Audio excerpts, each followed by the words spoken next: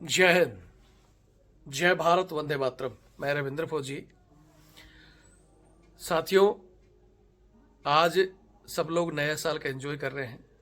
सबसे पहले तो मेरी और मेरे परिवार की ओर से आपको और आपके परिवारों को नव वर्ष की हार्दिक शुभकामनाएं। लेकिन जिस तरह आप सबको नव वर्ष मनाने का अधिकार है, उस तरह हम भी एंजॉय करने का हक रखते हैं। लेकिन कई बार कुछ ऐसे मैसेज आ जाते हैं कि हमारा नव वर्ष टेंशन में हो जाता है। जवानों को दुखी देखकर हम नव वर्ष मनाना भूल जाते हैं।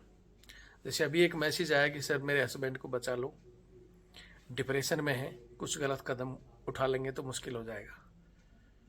इस तरह का मैसेज अगर और कॉल आए और उसके बाद मैं नव वर्ष मनाऊं तो फिर मुझे नहीं लगता कि मैं अपने आप को सैनिकों का हितैषी कह सकूं।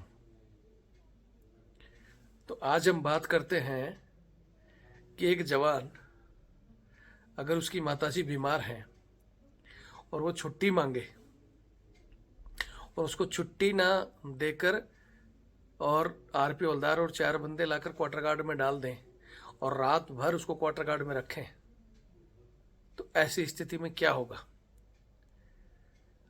2-3 दिनों में कुछ ऐसे केस आए हैं, लेकिन मैंने उस पर चर्चा नहीं की। जैसे अभी एक केस आया था, आपने देखा होगा, जम्मू में एक सूबेदार साहब को हमारे ही एक जवान, उन्हीं की यूनिट के एक बंदे ने किस तरह डिप्रेशन में आकर उनको मार दिया। आपने सुनाया होगा, 6-7 राउंड फायर किए हैं उसने बंदे ने। तो इस तरह के हादसे कब होते हैं? ये तो है नहीं कि कोई भी जवान अपने ही किसी अधिकारी को, जेसीओ को, जवान को, किसी को भी यूं ही गोली चला देता है। उसके पीछे कहीं ना कहीं बहुत इस तरह के कहानियां निकल कर अगर बाहर आती हैं कि हाँ वास्तव में पता नहीं क्या हुआ था। लेकिन हमारे देश का दुर्भाग्य है कि खबरें न्यूज में आई, बहुत से लोगों ने इस खबरों को चलाया और बाद में सब भूल गए। हालांकि वो बंदा भी पकड़ लिया गया, लेकिन अब कहानी क्या थी ये नहीं बताया गया। वो विषय तो उस पर मैं कुछ कह नहीं सकता क्योंकि मेरे तक कुछ चीज़ें आई नहीं कि कहानी क्या थी। लेकिन मैं चाहता हूं कि इस तरह की चीज़ें बाहर आए, पब्लिक को पता चले, जनता को पता चले, हमारे न्यायालय को पता चले कि ये चीज़ें बंद हों, ताकि इस तरह के हादसे ना हों।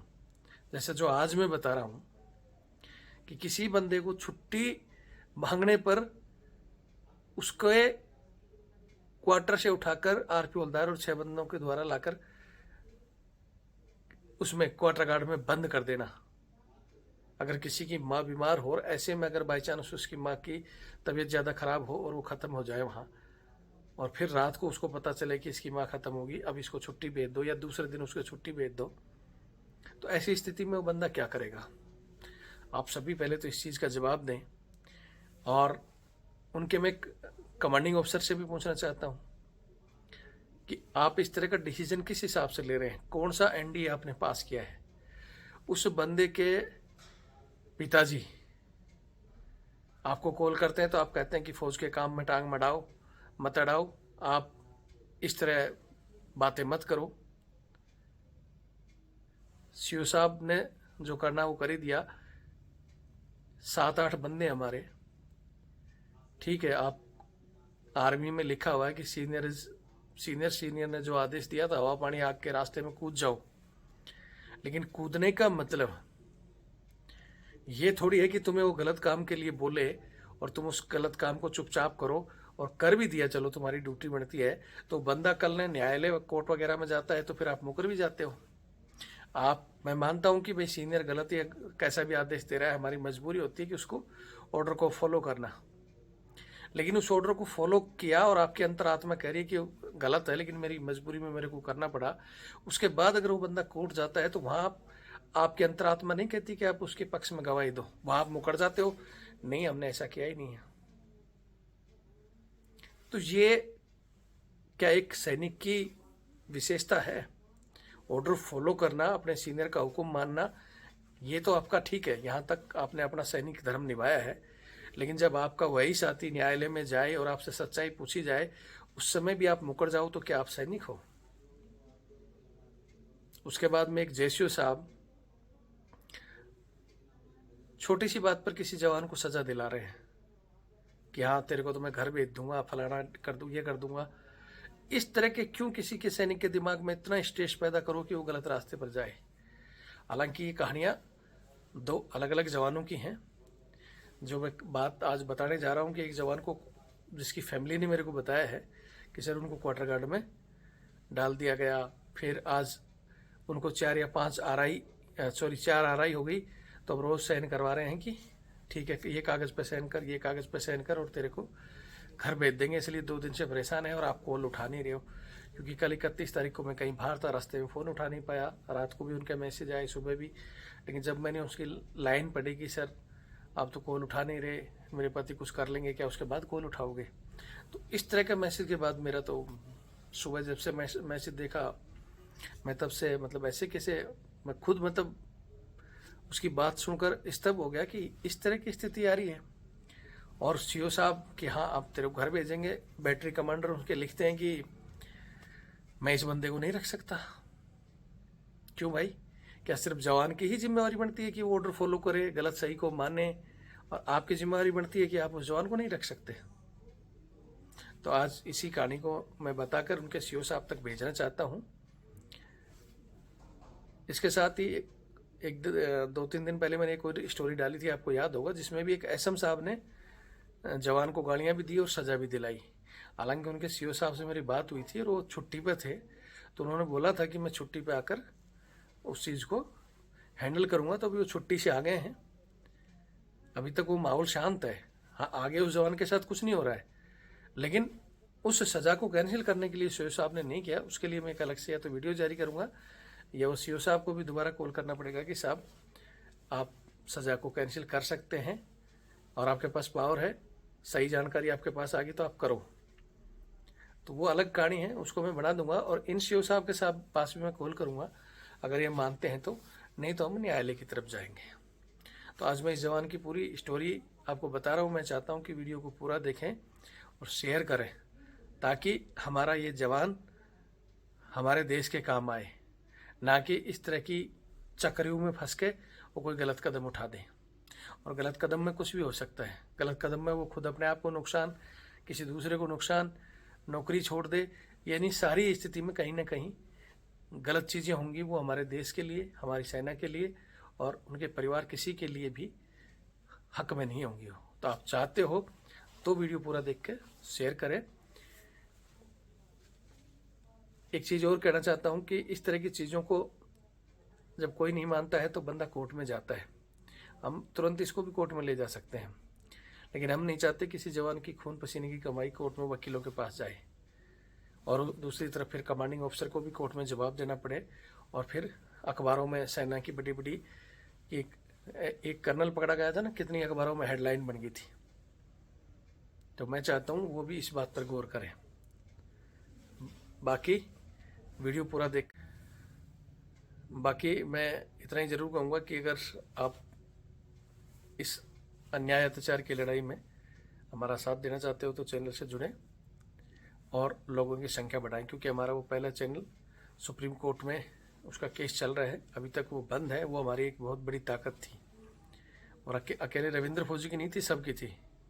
अगर आपको लगता है तो सबकी लड़ाई थी और वो चैनल खुलना चाहिए और ये चैनल बढ़ना चाहिए। तो चैनल की संख्या बढ़ाओ और किसी भी चीज़ को चलाने के लिए जब बात करते हैं तन मन धन की, तो अगर मदद कर सकते हो, इस लड़ाई में हिस्सा बनना चाहते हो, तो ये नंबर है 8290354513 8290354513।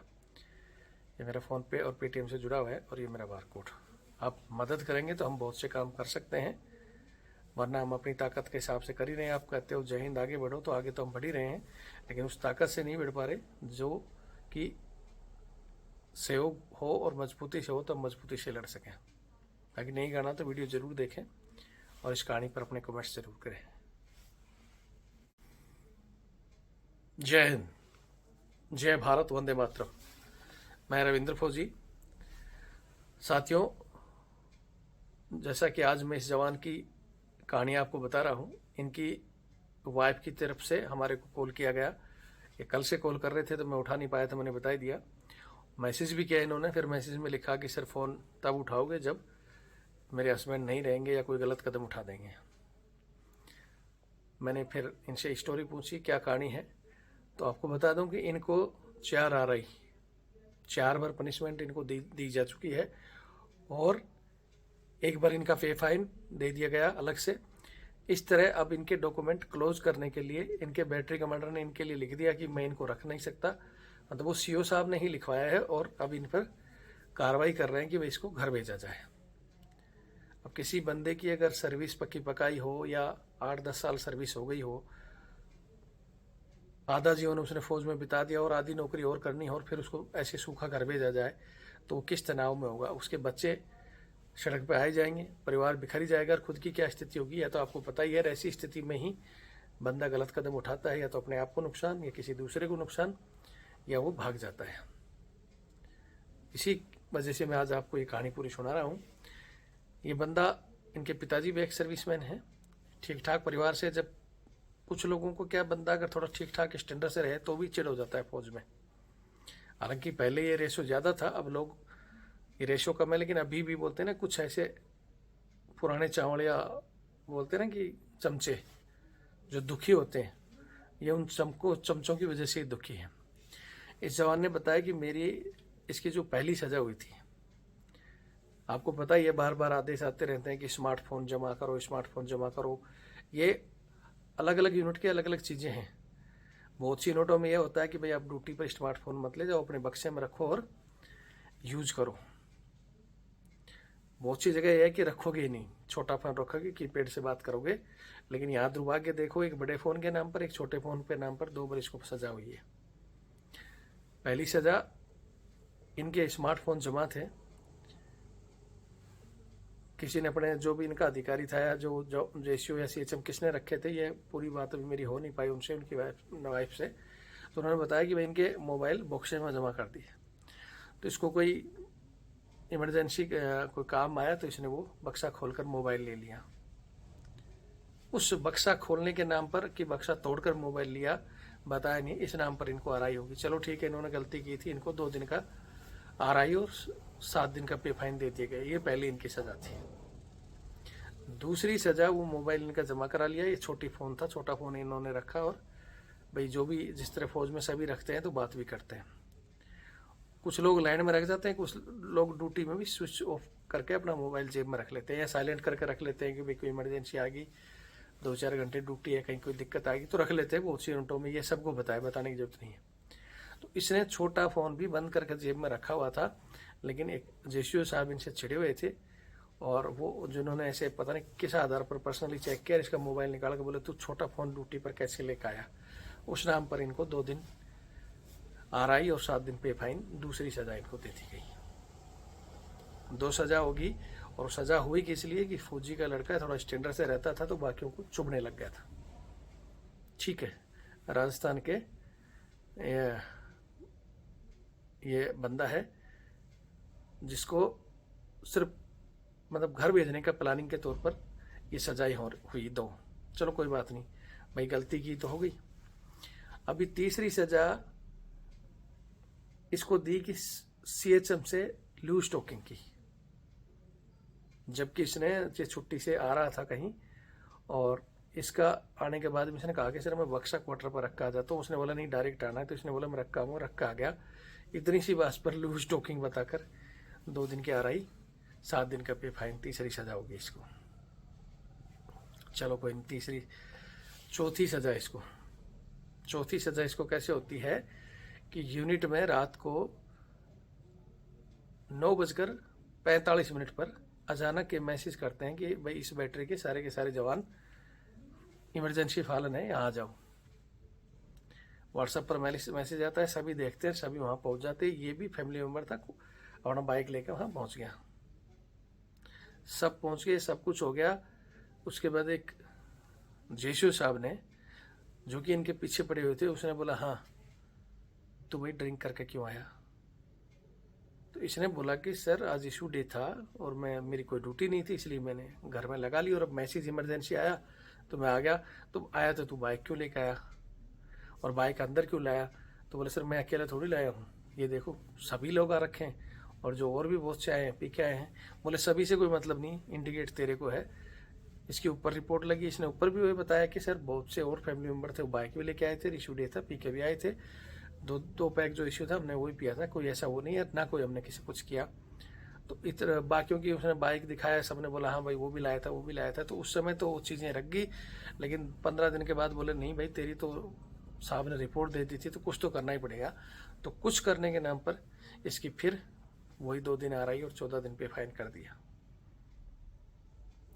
इस तरह इसकी ये सजा थी। एक सजा राजस्थान में इसको हुई थी, जो कि ये वहाँ इनके कोई समस्या आ गई थी, तो वहाँ से छुट्टी मांग रहे थे, नहीं दी थी, तो वहाँ आउट हो गया था। तो आउट हो गया तो पुराने सीओ ने इसको 14 दिन पे फाइन दी थी। बंदा बोला कि सर वो मेरी गलती थी, मैंने एक्सेप्ट की, वो सिर्फ पे फाइन थी, रेड एंट्री नहीं थी। तो ये सज़ा होगी। मामला अभी तक चल रहा था, लेकिन अब इसने लास्ट में एंड में आकर इसने छुट्टी मांगी। इसकी मदर बीमार थी, जैसा मैंने पहले ही बताया था। मदर बीमार में इसने छुट्टी मांगी कि भाई मेरी मदर बीमार है, हॉस्पिटल में एडमिट है, सीरियस है, मेरे को छुट्टी दे दो। बंदा फैमिली मेम्बर था, छुट्टी बच भी रही थी, तो इन्होंने मना कर दिया। तो ये ऑफिस में बोल के आ गया कि भाई आप दो ना दो, मैं तो जाऊँगा, और ये अपने क्वार्टर में चला गया। तो जेसीओ साहब ने ऊपर रिपोर्ट दे दी बैटरी कमांडर को कि साहब ऐसे ऐसे बोल के गया, चला जाएगा। तो सीओ को बताया, तो वहाँ से RP हवलदार और 6 बंदे भेज के इसको क्वार्टर से उठाया और उठाकर लाकर क्वार्टर गार्ड में डाल दिया। मतलब छुट्टी मांगना, माँ बीमार होना, और उसमें उसका समाधान नहीं करने की बजाय क्वार्टर गार्ड में डाल दिया।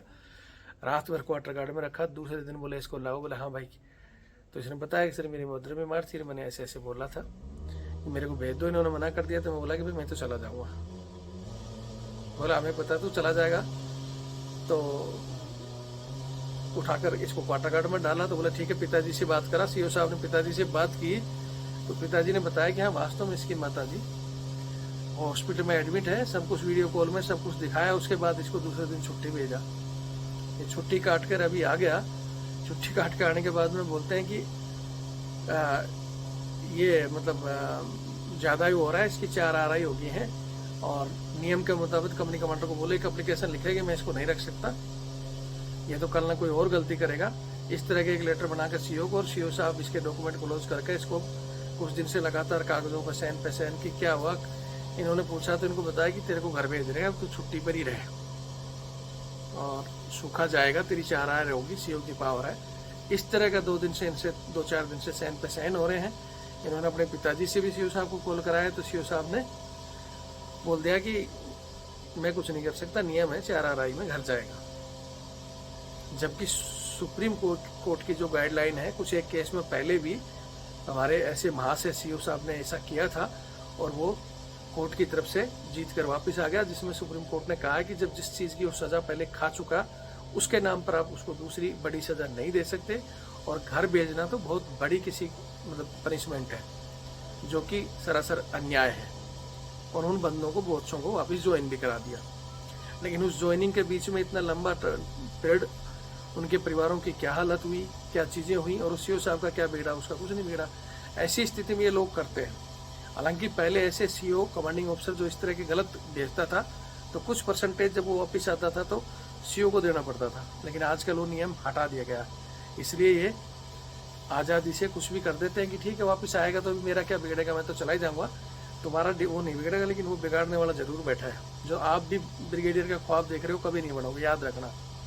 अन्याय अत्याचार करोगे तो कानून से बच सकते हो, कोर्ट से बच सकते हो, लेकिन वहाँ से नहीं बचोगे।